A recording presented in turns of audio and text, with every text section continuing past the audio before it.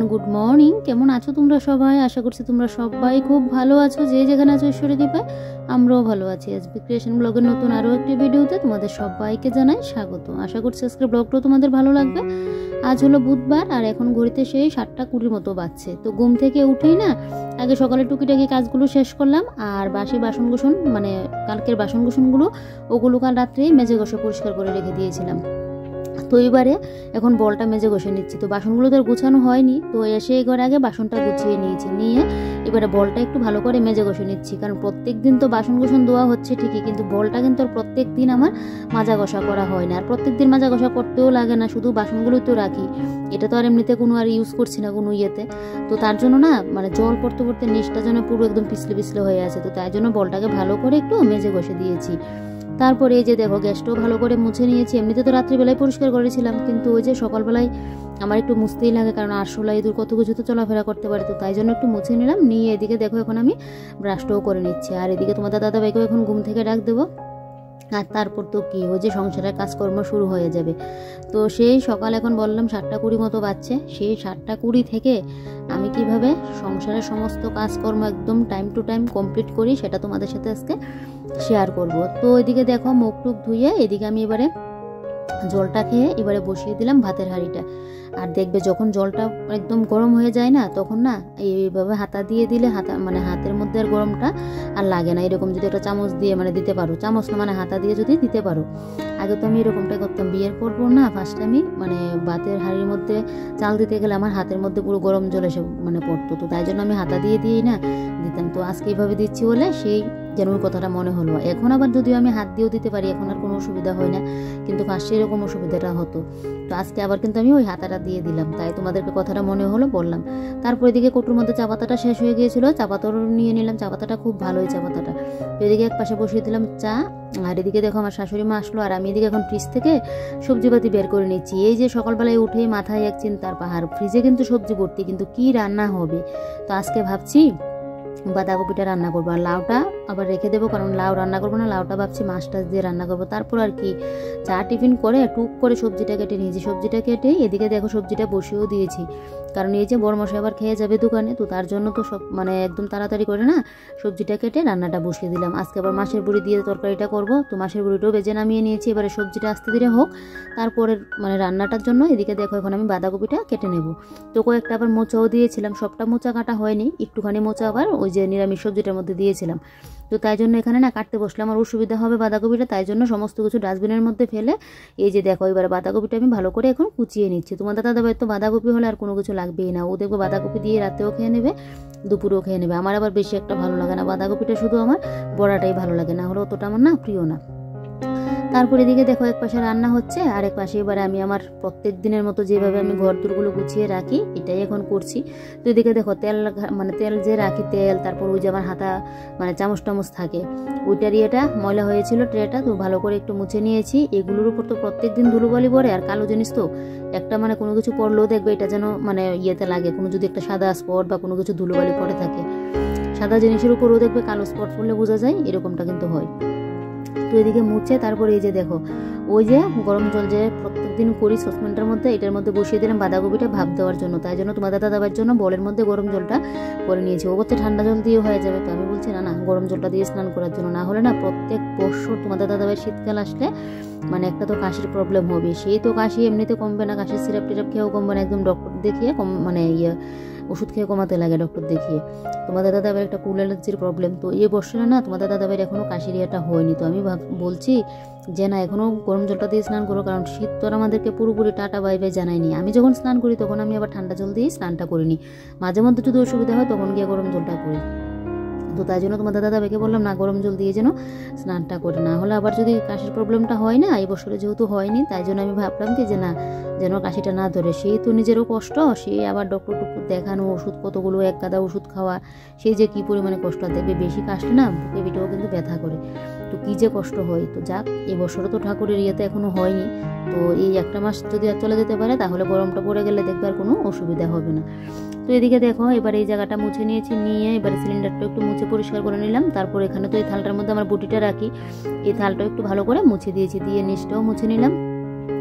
নিয়ে এবারে ফিল্টারটাকে মুছে নিচ্ছি। জলের বোতল যে মানে কতগুলো খালি হয়, এই দেখবে কতগুলো মানে ভর্তি করে নিচ্ছি, আবারও দেখবে কতগুলো খালি পড়ে থাকে। তো এখন আর জল ভর্তি করবো না, পরে আবার ভর্তি করবো, কারণ তোমাদের দাদাভাইয়ের দোকানের জলের বোতল ওইগুলো কালকে রাত্রিবেলায় সন্ধ্যাবেলায় আমি একদম ভর্তি করে রেখে দিয়েছিলাম, যাতে আমার সকালবেলায় চাপটা কম থাকে। আমি না কিছু কিছু কাজ এইভাবে করে রাখি জানো তো, যাতে আমার নিজের উপর চাপটা একটু কম পড়ে, না হলে সব কাজ যদি আমি ফেলে রাখি সে আমাকে তো করতে হবে, চাপটাও বেশি পড়ে, কোনটা করবো কোনটা না, একসাথে তো কাজের পড়লে না আমার মাথায়ও যেন প্রেশারটা পড়ে। তাই জন্য আমি কিছু কিছু করে কাজটা কমিয়েই রাখি। তো এদিকে দেখো নিরামিষ সবজিটা হয়ে গেছে, তোমাদের দাদাভাইকে খেতে দিয়ে দেবো। আর এদিকে কড়াটা এখন ধুয়ে তারপর ওই যে বাঁধাকপিটাও বসিয়ে দেবো। তো বাঁধাকপি তো আমার ভাব দেওয়া হয়ে গেছে, এবারে ভালো করে জলটা নিংড়িয়ে নিতে লাগবে।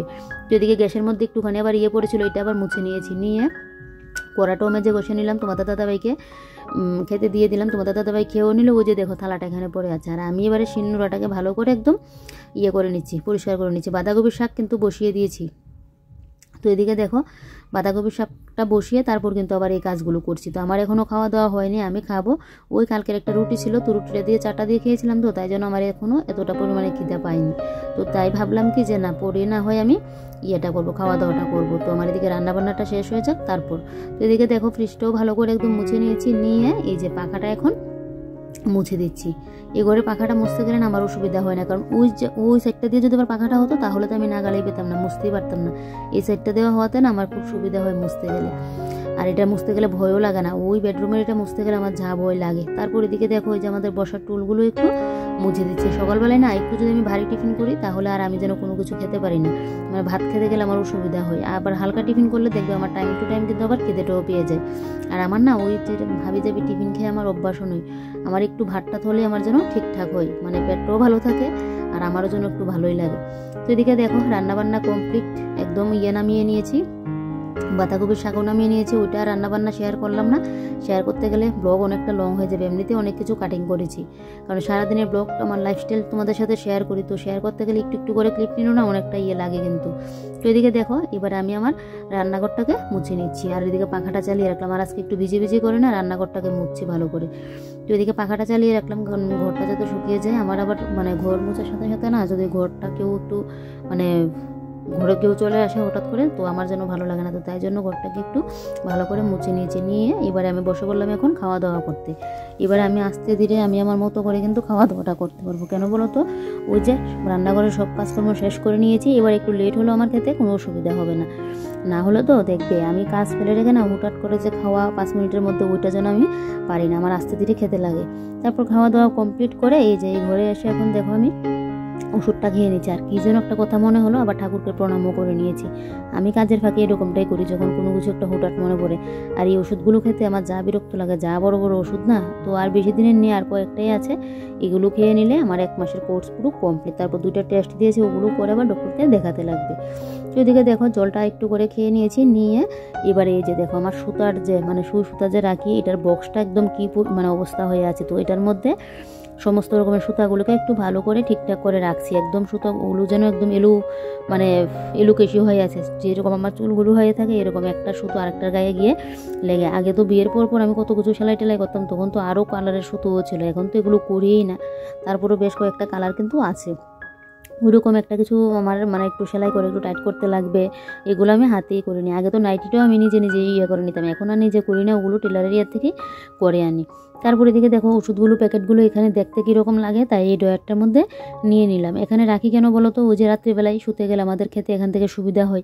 তোমাদের দাদাভাই তো খাওয়া দাওয়া করে শুয়ে পড়বে, আর আমি এখানে এসে ওই যে ছোটো একটা মুড়া ওইটা নিয়ে বসে তারপর দেখবে। এদিকে আমি আমার মুখে ক্রিমও লাগাবো, চুলটাও আঁচড়াবো, আর তারপর মানে আমার রাতের যে রুটিনগুলো ওগুলো করবো। তারপর ওষুধপত্র তোমাদের দাদাভাইকেও দেবো, আমিও খাবো। এটাই করি, এখানে থাকলে যেন আমার সুবিধা হয়। তো এদিকে দেখো নিচটা মুছে নেবো। আর এটার না ওই যে হ্যান্ডেলটা যেটা ধরে মানে করি খুলি, ওইটা দেখছি একটু ঢিল হয়ে আছে, তো এটাকে আবার একটু ঠিক করার চেষ্টা করছি। তো ঠিকঠাক পুরো হয়নি, তারপরে যতটুকু পারলাম ঠিক করে নিয়েছি। তারপরে এই জায়গাটাকে মুছে এবারে বসে পড়লাম এখন এই যে মডুলার ডয়ারটা নিয়ে। কালকের ব্লগে দেখেছিলে 2টা তাক পরিষ্কার করেছিলাম কালকে সন্ধ্যাবেলায়। তারপর তো এদিকে বড় মশাই চলে আসলো রাত্রিবেলা, রান্না বান্না করে আর করা হয়নি। তো 2টা ওই যে উপরের একটা আর নিচের হলুদটা, এই 2টা করা হয়েছিল। এই যে 3টা তাক এগুলো আর করা হয়নি। তো এগুলো এবারে পরিষ্কার করছি। এটা না আমার বেশি দিন যায়ই না, কদিন বাদে বাদে পরিষ্কার করি, কিন্তু কি হয় বলো তো, জিনিসপত্র এইভাবে রাখি গুছানোটা থাকেই না। তোমাদের দাদাভাই শুধু ওই যে হলুদ কালার, এটার মধ্যে তোমাদের দাদাভাই টুকিটাকি জিনিসপত্র রাখবে ওর, আর বাদ বাকি গোলের মধ্যে কিন্তু আমারই। ওই যে দেখবে কোথাও একটা গেলাম, একটা জিনিস নিতে গেলাম, দেখবে আমি 4টা জিনিস 5টা জিনিস একদম মানে উল্টো পাল্টো করে রেখে দিই। সে আমার কারণে কিন্তু এগুলোই এরকমটা হয়। তো ভাবছি এখানে যা যা লাগবে না এগুলো ফেলে দেবো। আর আমার মানে ঘরের মধ্যে আরও জায়গা হয় না কেন বলো তো, জিনিসপত্র ফেলতে না আমার বড্ড মায়া লাগে জিনিসপত্র ফেলতে। এবার ড্রেসই বলো আর যে কোনো জিনিসই বলো, একদম যখন নষ্ট না হবে, একদম যখন না ছিড়বে ততক্ষণ আমি এটাকে ফেলবোই না, এরকম অবস্থা। তাই জন্য আমার ঘরের মধ্যে না জায়গাও হয় না। তো এদিকে দেখো বক্সে বক্সে করে এবার এইগুলো আমি জায়গায় জায়গায় রাখছি, আর যেগুলো লাগছে না মানে যেগুলো একদম ফেলে দেবার মতো ওগুলো কিন্তু ফেলছি। তা বলে ভেবো না যে আবার ভালো জিনিসও ফেলে দিচ্ছি, এটা তো নাই। বললাম জিনিসের প্রতি যেন আমার বড্ড মায়া, ফেলতে গেলেও আমার লাগে। তো এদিকে দেখো একটা একটা করে এই যে এবারে নিয়ে জায়গা মতো করে রাখছি। আর এদিকে পাউডারও কটু তো আর ইউজই করি না, এই শুধু শুধু রাখা ঘরের মধ্যে, এমনিতে তো আমি পাউডারটা ইউজই করি না, তো এমনিতেই রেখে দিই। আর এদিকে দেখো আমার শাশুড়ি মা আসলো, তো মার সাথে কথা বলছিলাম। আর এই কাজগুলো দেখো আমি কিন্তু একটা একটা করে এখন করছি। তো এদিকে দেখো এবারে কি যেন মাকে বলছিলাম, আর এই কাজগুলো বলছিলাম যে ওই যে কাল রাত্রিবেলা 2টা পরিষ্কার করেছিলাম, এই কথাটাই মাকে বলছিলাম বারবার। আর এদিকে তো খুঁজতে গিয়ে তো কত কিছু যে পেলাম এটার মধ্যে, দেখো এখানের অবস্থাটা, কত কিছু যে বের করলাম। যখন একটা জিনিসের প্রয়োজন পড়ে তখন দেখবে এটা খুঁজে পাই না। আর এখন তো লাগছে না, এখন যেন সব কিছু আমার হাতে খোঁচা। দেখো ফুটার পাতা, আমি তোমার দাদাভাইকে বলি আমার ফুটাগুলো নেই, ও যখন আনবে দেখবে 2-3 প্যাকেট একসাথে নিয়ে আসে। আর আমি ফুটা তো সে তো 2-3 প্যাকেট আর আমার মানে 10 দিন 15 দিনের মধ্যে শেষ হয়ে যাবে না, একটা ফুটা দিলে তো একদম 3-4 দিন হয়ে যায়। তো সেই এরকমটা বলি, তো ফুটা যে কোথায় রাখি দেখো একসাথে একটা বক্সের মধ্যে কতগুলো ফুটা এখন পেলাম, এই করে আর মানে আমার হয় না। তারপরে এদিকে ওই টিস্যুটাও উপর দিয়ে রাখলাম, সেদিন টিস্যুটাও খুঁজেছিলাম মুখ মুছার জন্য, তো সেই তখন টিস্যুটাও খুঁজে পাইনি। এখন দেখো টিস্যুটা আমার ওই যে আমার ডায়েরিটার নিচে ছিল। তো যাই হোক মোরুলার ডয়ারটাকে ভালো করে একদম ক্লিন করে নিয়েছি, নিয়ে এই যে দেখো এবারে টিভির রিমোটগুলো আর টিভিটাকে একটু ভালো করে মুছে নিচ্ছি। যদিও ঢাকা আছে তারপরও সেই ধুলোবালি তো পড়েই, অনেক দিন হয়ে গেল টিভিটা মুছা হচ্ছে না, ঢাকার মধ্যে থাকে তো তাই সবসময় আর মুছতে হয় না। তো এবারে দেখো সুকেশটাও মুছে নেব, টিভিটা মুছে ওই যে কেবেলের ওইটাও একটু মুছে দিয়েছি। ওইটার উপর ডাকাটা ছিল, ডাকাটা যেন কোথায় রাখলাম, এটার জন্য আবার একটা বানাতে লাগবে, ছোট্ট করে একটা কাপড় কেটেই বানিয়ে দিলে হয়ে যাবে। তো এদিকে দেখো এবারে টিভির ভালো করে ঢেকে তারপর এবারে সুকেশটাকে ভালো করে একদম নিশ্চিত সমেত ভালো করে একটু মুছে নিয়েছি। জানো তো বন্ধুরা, একটুখানি যদি আমরা গৃহিণীরা বুদ্ধি খাটিয়ে সংসারের কাজকর্মগুলো করি না, এবারে ঘরের বাইরের একটু যে যা কাজকর্ম আছে সব কিছু কিন্তু একা হাতে একদম টাইম টু টাইম কিন্তু করা যায়, শুধুমাত্র যদি একটুখানি আমরা বুদ্ধি খাটিয়ে চলি। আর যদি এই যে করছি তো কাজ করছি এই ঠেলা গাড়ির মতো, তাহলে তো আর হবে না। একদম সময়ের সাথে পাল্লা দিয়ে চলতে গেলে না একদম নিজেকেও একদম ঘড়ির কাটার সাথে সাথে তাল মিলিয়ে ঘুরতে লাগবে, কাজগুলো করতে লাগবে। তো এদিকে দেখো সোফাগুলোকে একটু ঠিকঠাক করে নিয়েছি, নিয়ে এই যে দেখো এই ড্রেসিং টেবিল বলছি, এই টেবিলটাকে ভালো করে একদম মুছে নিচ্ছি, নিচটাও মুছে নিচ্ছি। নিচের মধ্যে তো আমার জুতোগুলো থাকে, কদিন বাদে তো আবার জুতোগুলো উঠে যাবে।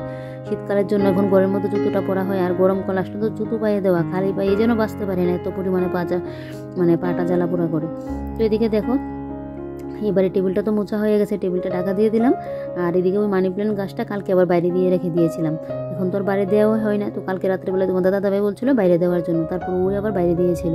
তো এদিকে দেখো মানি প্ল্যান্ট গাছটাকে জায়গা মতো রেখে এবারে দরজাটাকে ভালো করে একদম মুছে নিচ্ছে। আর এই পর্দাটা এখন এখানে লাগাতে না ভালো হয়েছে, বিশেষ করে তোমাদের দাদাভাই বলছে।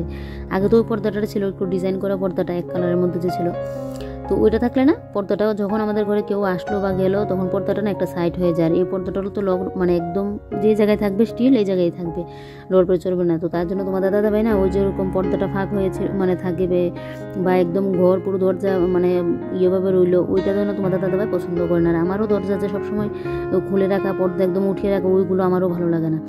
তো যাই হোক, তাই জন্য তোমাদের দাদাভাই বলছে পর্দাটা এখানেই থাকার জন্য। তো দেখি কদিন রাখবো, তারপর আবার ওই পর্দাটাই এনে রেখে দেবো। ওই পর্দাটা কিন্তু খুব সুন্দর ডিজাইনের পর্দাটা, কালার হলেও উপরটা দিয়ে কিন্তু একটু ডিজাইন করা। তো এদিকে দেখো এবার এই ঝাড়ুটা নিয়ে নিলাম, ঘর তো আমার ঝাড়ু দেওয়া হয়ে গেছে। এবার এই ঝাড়ুটা নিয়ে ভালো করে পুরো ওই সাইড, তারপর আমার বাথরুমের সামনের সাইডটা ভালো করে একদম ঝাড়টা দিয়ে নিচ্ছি এই সরা ঝাড়ুটা দিয়ে। কারণ ওই যে ঘরের ফুল ঝাড়ু দিয়ে ঝাড় দিতে গেলে তো আর ওই যে মাটির জায়গাটা ঝাড় দিতে পারি না, তো তাই জন্য ভাবলাম যে না এই ঝাড়ুটাই নিয়ে নিই। আর যেগুলো ফুল ঝাড়ু দিয়ে না যেতে চাই না, এগুলো এই ঝাড়ুটা দিয়ে দিলে বেশ সুবিধা হয়। তো বলতে পারো ঘরের কাজকর্ম কমপ্লিট। তো বাথরুমের কাপড়গুলো রেখে এসে এবারে কিন্তু আমি এই কাজগুলো করছি, এবারে করবো বাইরের কাজগুলো। সব কিছু তোমাদের সাথে ব্লগে শেয়ার করতে পারি না, তারপরেও যতটুকু সম্ভব হয় ততটুকুই কিন্তু করি। তো দেখো এদিকে আমার এই জায়গাটা মোটামুটি ঝাড় দেওয়া হয়ে গেছে।